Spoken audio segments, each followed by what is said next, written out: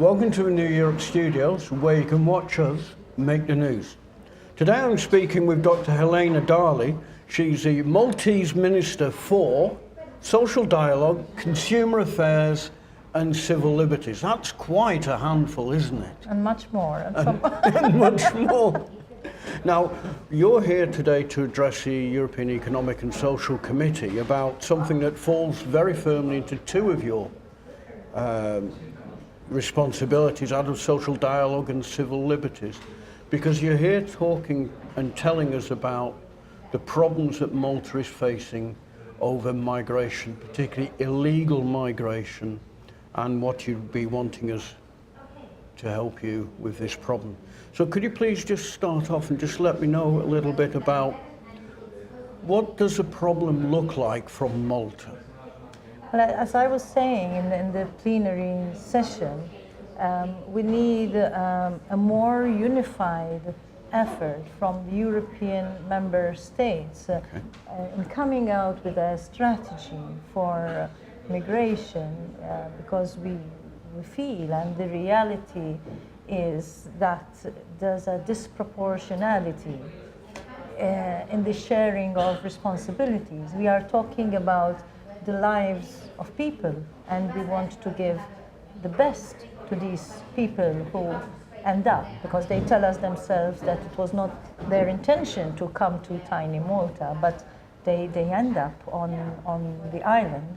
Obviously, there's many issues involved, trafficking and the whole big problem, and the realities in their own countries which must be addressed, and we are insisting also on doing more to address the problems at source. We are facing the consequences of the realities of these people who live in countries where the leaders are running these countries in a way that there is poverty, there is persecution, and these people just want to flee for a better life. You know, they have no choice. They are not migrating out of option, but they are looking for a life for themselves and for their families. And so what we are saying is that there must be a strategy whereby these people can live their lives in dignity, can work, can learn, and this solution must be given with the contribution of all the member states. We feel that we are not finding enough cooperation to deal with this reality, and we are disproportionately faced with this reality. Because, I mean, the rules have been changed so that asylum seekers claim that the first EU land that they arrive at, and this is obviously with a change in migration patterns, whereas Europe used to have people coming from the former communist states. Yes. Now we're finding in the south, through perhaps a quirk of history or a bad combination of events, that people are fleeing North Africa, fleeing Syria, fleeing Afghanistan, fleeing Iraq. These are all areas where you could argue that the EU has not perhaps done as much as it could. So what exactly will you be asking the European Union to do? We have been asking now for quite some time, as I was saying before, that we need concrete action. We've had many nice words. We are all the time meeting with representatives from the European Union, and they say it's true. There's this situation, but little concrete action. I'm not saying that there is no will, but sometimes then when we really need the cooperation and the input of every country, it must be a joint effort. There seem to be problems in that. So we are asking for a strategy so that concretely we can address this reality in the interest of these people who are fleeing persecution, who are fleeing from poverty, from the bad management, the bad governance, the corruption in their countries, in order to be able to that they can live, a decent life. I mean, the problem is that you have the compassion, but you don't have the capacity. Exactly. For these people. Yes. So what would you see as a solution? Is this about, you're seeing that we need to do more in where these people are coming from? Yes, definitely. Now, you could argue that in some countries, Egypt, perhaps Tunisia, Morocco, etc., you can do this. In Syria and at the moment in Libya, that will be very difficult. There does also seem to be the sense that in the last few years, the European Union has been drifting, a little rudderless, a little uninspiring, a little inactive, a little passive. Has that been your perspective? Listen, we are talking about people's lives. Yep. The reason why these people who are fleeing are living miserable lives in their countries, it's because other people like you and me are managing their countries badly. There's bad governance, there's corruption, there's persecution.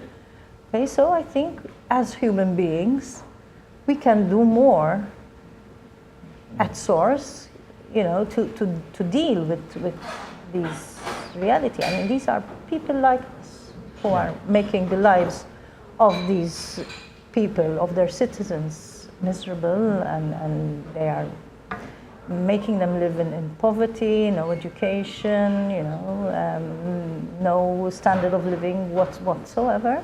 I mean, are you getting enough kind of financial support? Because there's been a lot of criticism over where these asylum seekers are being kept. I mean, clearly your island reception centres are overrun. Are you getting the support that you need?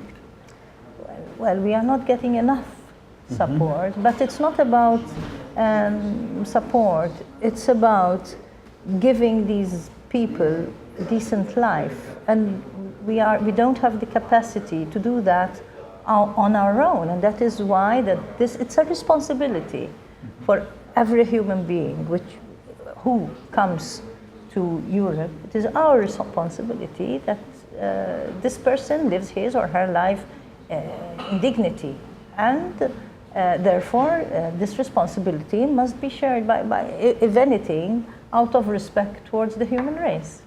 I mean, we've had two kind of political events here. First of all, we've had a large number of people who are anti-Europe and xenophobic, if not outright racist, in the European Parliament, who have been using this issue and misusing it. So that must make it harder for you to deal with this when people are making all sorts of exaggerations and accusations. That's what happens when we don't deal with this reality concretely, when we don't get the support which we need to handle these responsibility. For instance, some people feel threatened that migrants are taking their jobs because they are ready to accept inferior work conditions, and that fuels xenophobia and that fuels racism.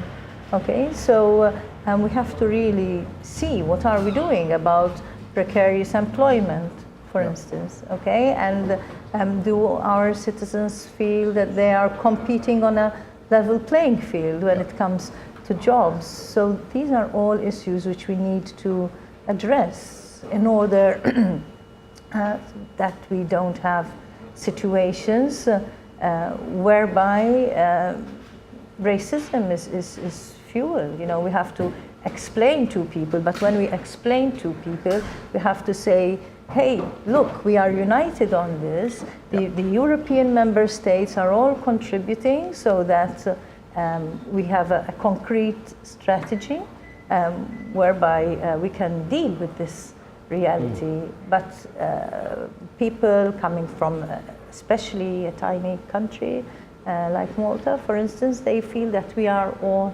on our own, that we are not getting enough help, you know, and so that continues to foment this this attitude. But there's also something that I think psychologically people don't recognise, because you're an island in an ocean. They don't quite see Malta as what it is a border state. You're on the edge of the Yes. European Union. With the new commission being announced, we've seen that the migration has gone to Greece, who have also had tremendous problems, especially more so from Syria.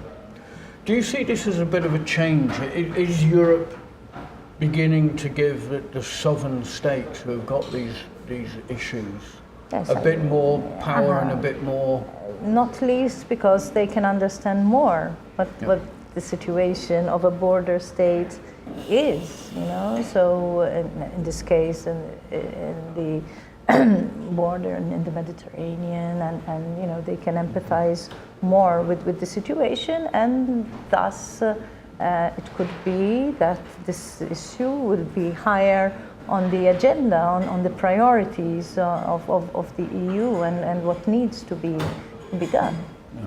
Because I mean, it's quite clear in the portfolios that you've got is if we're not dealing with the migration issue properly and the people who are coming for sanctuary properly, then all these other things about the social problems grow.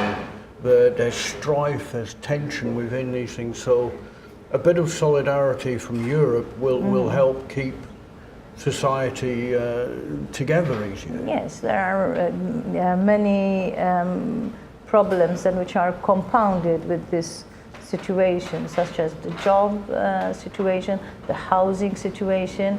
Many problems, economic and social, are connected to this reality. So the sooner we address in a concrete way this reality, obviously then the better for other realities, so that we can address them and find solutions in order to improve the lives of our citizens, because essentially that is what we are in politics for. Absolutely, to improve the standard of living of people. We are here to serve, and we are here to, as much as possible, give a better life, you know, to our citizens.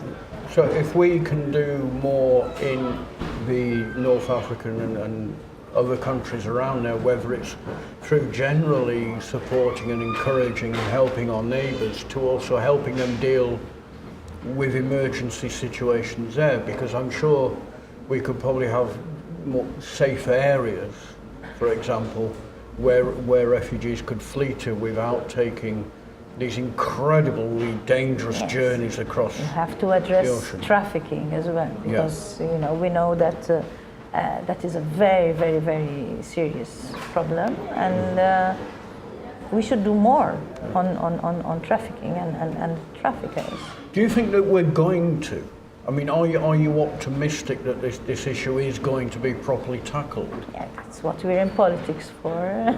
I know that Malta has taken in a phenomenal number of these refugees, and you've done your nation proud and your nation's reputation proud by being as welcoming as you have been. And as you said before, the problem you've got is capacity. You've got the compassion, you haven't got the capacity. Yes, we look at every human being just like, you know, I look at you and I look at my, you know, we all have our lives to live. Every person has the right to live his or her life in dignity, to be educated, to work, to lead a happy life, to be healthy. You know, so this is what we want European member states to help us with. Okay. You know, to help us help these people. Yeah. So this ultimately comes down to being a matter of European values and human values, of treating people with respect, helping those who are escaping dire situations, helping those who are victims of criminal gangs who are organising some of these these crossings that are hitting the news when they go so badly wrong. But to do that, we need to work in the countries, and we need to work within the European Union so that the burden is shared. Minister, I like to call it responsibility. I don't like to look at these people as a burden. I prefer to use that we have a responsibility towards these people. Well, I've been corrected there, and quite rightly too, because, you know, as you said several times in this interview, these are people like us. They have hearts, they have families, they have hopes, they have dreams, and I'm sure that with a bit more commitment from the wider European Union, we can, if we choose to, make progress on this issue. And thank you very much, and thank you very much for your compassion. Thank you.